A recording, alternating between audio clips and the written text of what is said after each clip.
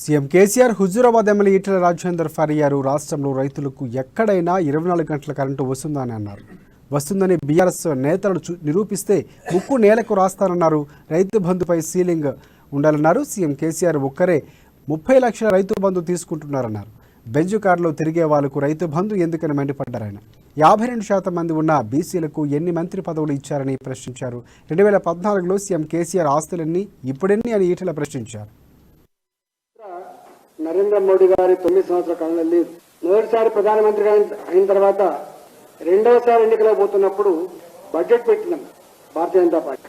కానీ ఎక్కడ కూడా ఒక హామీ, అనవసరమైన హామీలు ఇవ్వకుండా తన పనితనంతో 5 సంవత్సరాల తన పరిపాలన మీద ప్రజలు ఆశీర్వదించమని చెప్పి వేడుకుంటే గొప్పగా ఆశీర్వదించి కశ్మీర్ నుంచి కన్యాకుమారి వరకు 300 పైచిలకు సీట్లను గెలిపించి మోడీ గారి మీద సంపూర్ణ విశ్వాసం ప్రకటించింది దేశం. మళ్లీ 2024 ఎన్నికల పోయే సంవత్సరం కాబట్టి ఈ సంవత్సరం